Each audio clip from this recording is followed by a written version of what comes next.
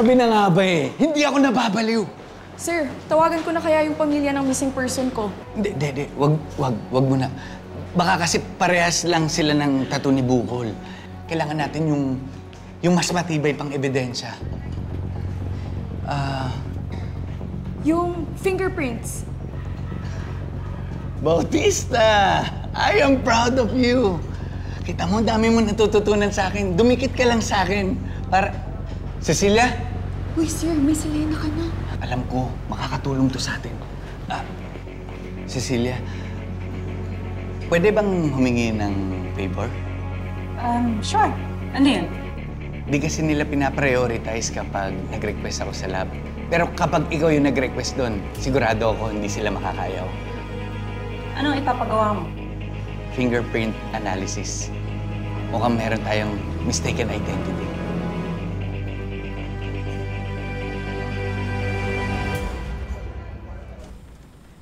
Kaalala ako kay Eric. Kung sinasagot mo na kaya. Kaya nga, kailan ba kasi kayo magiging official? Hindi naman ako doon concerned. Ano? Minumulto kasi siya nung kriminal na napatay niya. Actually, hindi naman siya nakapatay, pero namatay dahil sa kanya. Parang same lang din naman. Pero, sigurado ko bang minumulto siya? Yun na nga, 2 beses na daw kasi nagpakita sa kanya. Tapos, yung pangatlo, parang nahabol pa yata siya. Hala, nakakatakot naman yan. Naalala ko tuloy yung ex ko. Bakit? Minumulto ka rin? Ginawas ako, te!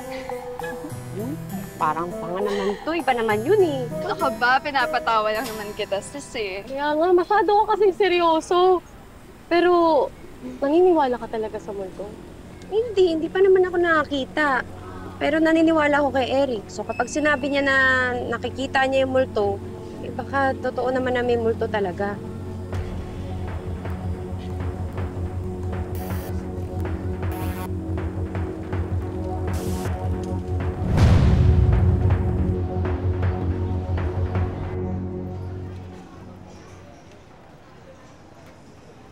Bok! Ano, puntahan na natin yung haunted house na sinasabi mo? Oo, tara. Alam mo, tingin ko kasi may illegal na ginagawa doon sa haunted house na yun. Kagabi kasi, may narinig akong ingay. Parang may nag-uusap na tao doon sa loob. Sige, puntahan natin. Pero ano, tayo lang ba? Hindi natin sasama si Garcia? Inaya ako kanina, pero sabi niya may lakad daw sila eh. Ni Doc Cecilia. Doc Cecilia? Akala ko ba nagkakaigihan na sila ni Selena? Hindi. Nag-request lang si Garcia ng fingerprint analysis kay Doc Cecilia. O ano, tara.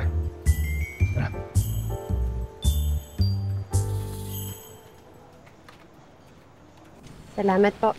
Ano, Selena? Hindi ka na ba talaga sasama sa amin pa-manicure? Magluluto pa ako para kay Eric eh. Sweet naman. Uy, sama mo kami sa luto mo, Oo naman. Kaya pa ba? Swerte talaga sa'yo ni Sir Eric, no? Nako, kapag ikaw pinakawalan pa niyan, di ko na talaga alam. Tama. Naku, pag ikaw ginos niya, naku, yari mo sa amin. Kami makakatapat niya. Alam mo, thank you talaga sa inyo. Pero mukhang seryoso naman si Eric. Hindi nga lang kami nakakapag-aminan pa ng mga feelings namin. I-confront mo na yan. True. Sige na. Dito na tayo magkita ulit, ha? Ingat Sige. kayo. Bye. Bye. Mwah. Okay. Bye.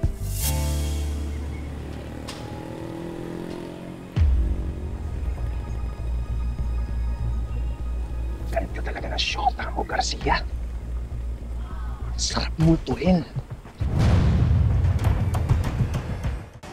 Bobby, hanggang kailan tayo dito? Pagka bumalik na yung alaala ni Lola. Abi, nalinis ko na yung kwarto namin ng lolo mo. Alam mo na, para pagdating niya mamaya.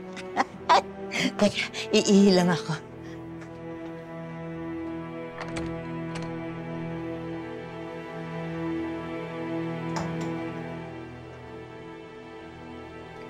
Bobby, mukhang matagal pa ata bago bumalik yung alaala ni Lola. Parang okay lang naman kay Sir Tonyo na dito tayo natutulog. Tayo? Kung si Bobby, oo, tayo hindi. Bakla, elbow macaroni tayo dito. Tumigil na nga kayo. Basta sa ngayon, sakyan lang natin si Lola. Bobby, kaninong bahay to? Anong ginagawa natin dito? Ay, Lab. Bahay to ni Tonyo, La. Anong ginagawa natin dito sa bahay ni Tonyo? Bakit tayo nandito? Nagtatrabaho po kami. Sinama ko na rin po kayo. Umuwi na tayo. Umalis na tayo dito. Ay, oo, sige, Lola. Bilis tayo! Bilis tayo! Kababaeng tao? Natutulog sa bahay na hindi naman niya boyfriend?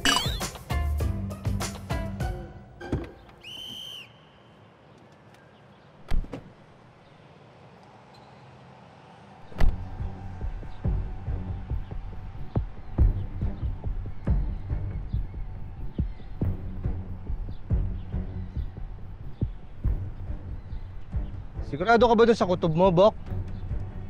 Eh, kilalang haunted house yan, ha? Hindi nga ako siguradi, kaya nga ako nagpapasama sa'yo. Sige. Mukhang wala pa namang ganap, eh. Hindi mag-observe muna tayo.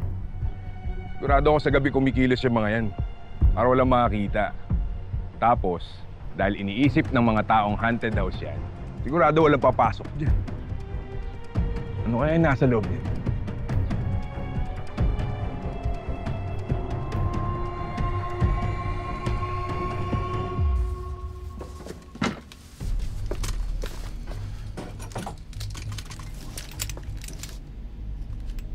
Gusto mo nga to?